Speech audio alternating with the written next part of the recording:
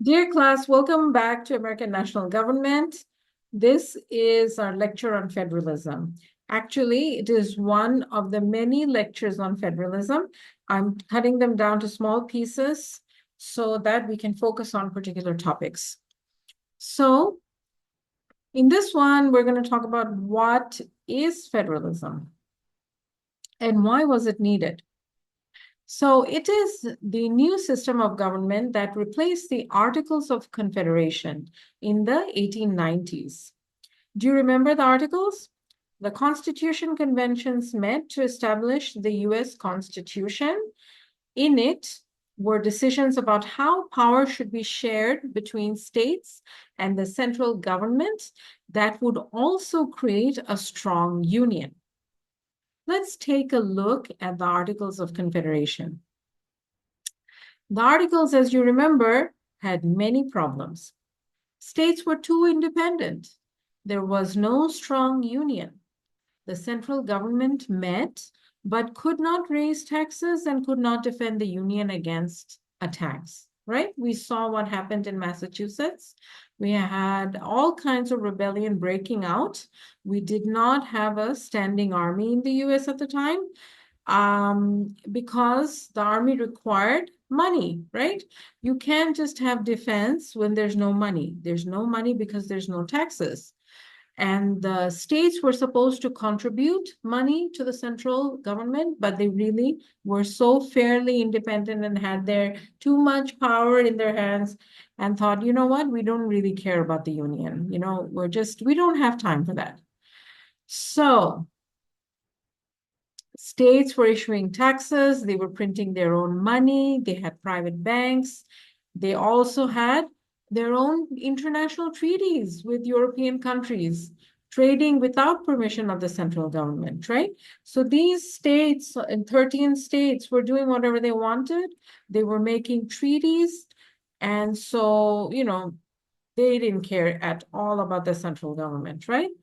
Meanwhile, the union is getting, the states in certain parts are having rebellions. So now they're saying, central government, you should be doing something. And the central government is looking at them and saying, how are we going to do anything? All right. So federalism was the solution. So as you saw, the constitutional conventions were happening.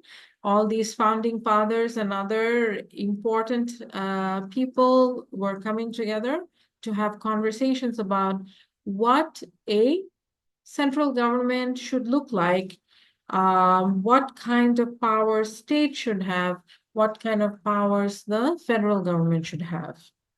And so the goal was to create a stronger union to give some power to this central authority, right? While also maintaining some power on the other side. So everything would have gone nicely, except the idea of a very strong central government raised fears in the minds of the state politicians. Will the president be like a king? The idea of the president was created, right? We didn't have a president anywhere else on the planet at that time. So this is a very new idea, and people really don't know how much power should be given to this person and how long they should serve as president. Some people thought that George Washington should serve until he dies, so president for life kind of a thing. And many people were not happy with this kind of, length of tenure, right? And so there was a lot of apprehension about this new system that was being created. So separation of powers, checks and balances, these ideas were thrown in there. All of this creates an interest in wanting limits and wanting accountability and wanting to limit powers, essentially, right? And wanting some kind of accountability throughout the system. So you want to separate the powers of states and federal government. You want separation of power of the president over Congress and judiciary. So all of these kinds of concerns were, raised. The idea of checks and balances, we keep hearing that the American democracy has checks and balances. So these ideas they became very important, and they are raised at this time. To what extent they were actually accountable at that time is a big question. Um, I think, the more modern states, or rather later periods of time, especially after the scientific revolution, we've had this habit of keeping accounts of everything. And I don't know to what extent this kind of meticulous account keeping took place before, and how much was divulged to the press. Um, so let's see what else we can find. State and federal governments have elected officials. So the idea that you can have checks and balances meant that there would be term limits and elected positions, right? So each of these elected people would be, they, serve for a while, and then other people would take their position over time. So it was not a, serve for life kind of a thing, right? Term limits became one way of accountability and separation of powers and limiting powers. Okay, so what's going on? So separation of powers looks like this. You have the federal courts, president and Congress in the federal government, and the state level, you have the state courts, you have the governor and the state legislature, right? With the House of Representatives and senators, just like you have in Congress.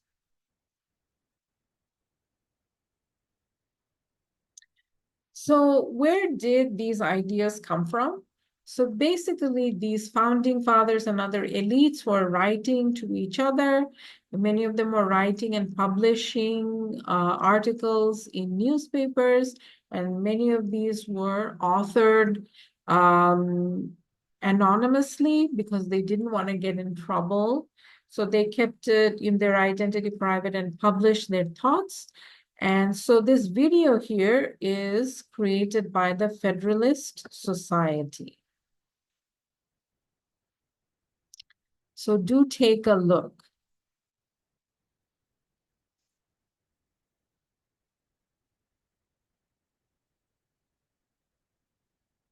Let's go there for a second. Let me actually.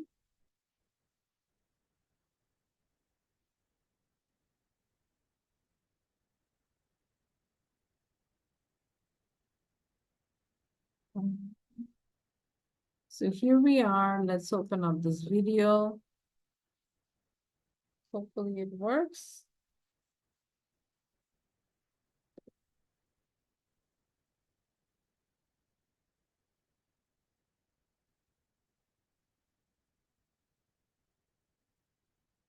And I'm going to share it with you. So here it is in YouTube. You have the Exploring Federalist 51, Separation of Powers, created by the Federalist Society. You all are going to have to watch it on your own. It gives you a general idea of the separation of powers idea. All right, let's go back to the main page. So after this, let's talk a little bit about the powers of the central government that resulted. As you know, for the Articles of Confederation, the central government didn't have much power, didn't have any money. In this form, in the federalism model or federalist model, the central government is in charge of defense and interstate policing. In those days, the southern states still had slavery, and so they were very concerned about slaves running away. And so they wanted the central government to play a role in that, though the southern states themselves were in charge of policing within the states, right? Also, the central government became in charge of making roads, highways, railways, transportation, all kinds of policy making. And this has to do with the Cold War. So the US and USSR were in a Cold War. Since World War II. And the Cold War essentially is an era in which they did not fight against each other directly, except for in one place, which is Korea. And basically, the Cold War essentially was fought in the form of proxy wars. So the US would support one side, USSR would support another, and then they'd have a war. So they became enemies to each other. You probably know this very well. And so they call it a Cold War because there was no direct war most of the time. So the central government also became in charge of monetary and fiscal policies. They began to print money, regulate interest rates, taxes, and raise taxes, also fix the tariff rates and things like that. So let's see the next slide. Now, how are you going to finance, having a defense budget and having other kinds of expenses? You need to print money, right? You need to raise taxes, set tariffs and quotas, engage in treaties. Basically, trade was a major source of income for the US at this time. And here you have states deciding trade policy, which means they're not going to share the lion's share of money with the central government, right? And so the central government had to have control over trade. And so you see that finally we have money for defense. Finally, we are going to be able to print money to the extent that we need. We can also issue bonds. Issue debt, right? Government debt. So all these powers were suddenly given to the central bank. State powers. What did the states retain? State powers were, you have two kinds of powers. One, you kind of have similar powers or share powers with Congress. So states still retain the ability to tax their own populations. So Arkansas could go ahead and tax the population of Arkansas. States also had the ability to set education policy and other kinds of policy related to the welfare of its people. So issues, and in those days, they did not make policies about healthcare, but they could legislate what could be taught in schools and things like that. But the big ones are coming up right now. So these are some issues where states and Congress kind of work together, not Congress, rather, the federal government, they work together.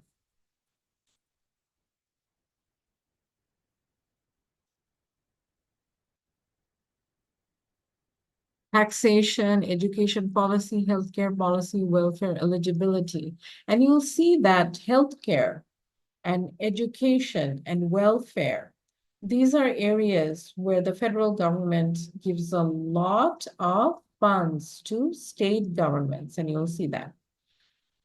States also had certain reserved powers, meaning they could actually decide on what was happening inside their populations. So each state, like Arkansas, could create laws about morality, like what's moral, what's not. Is slavery legal? Is it not? Should voting be opened up to all populations, or should it be limited to white land-owning men of a certain age, right? They could also make decisions about public safety. Are they going to have a police force? Criminal justice, like nowadays we have all these policies within Arkansas about building prisons, We always hear these things in the news, right? That we are going to get a new prison here, a new prison there. Well, who makes these decisions? The state makes the decisions, not the federal government, unless it's a federal prison, right? You also have drug use policy. So these days, the big debate about medical marijuana or recreational marijuana, which will the state allow? So the states individually make these policies.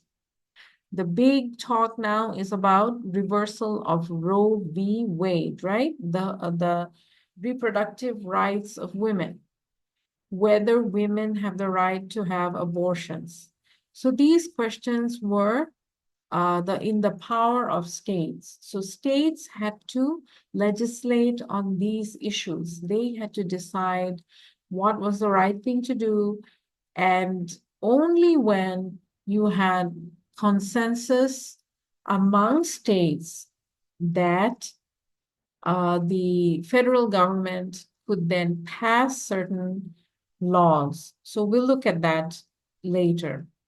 Certain also falling within the power of states was marriage. Who could get married to whom? During slavery, you could not marry, the people who were slaves could not marry legally. And people could not have interracial marriages until the 1960s. So technically, many of the people you know today who are married to somebody who's of a different race or ethnic origin either may not exist in this place or may not have ever married each other, right? Without those changes in the legal system. Also a big issue, gender-related issues. So you have gender and sexuality, you have the LGBTQ issues, right? These are also within the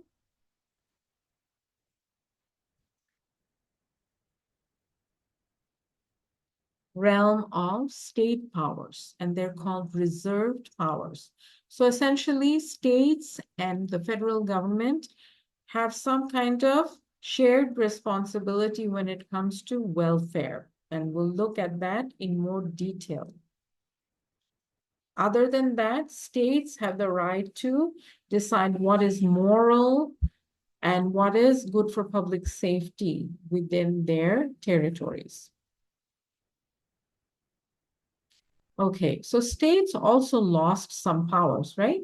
They no longer have powers, they cannot engage in international treaties, they cannot print money, they cannot regulate money supply to a certain extent, they cannot engage in their own trade policies, etc., right? So they can't do what they used to do before.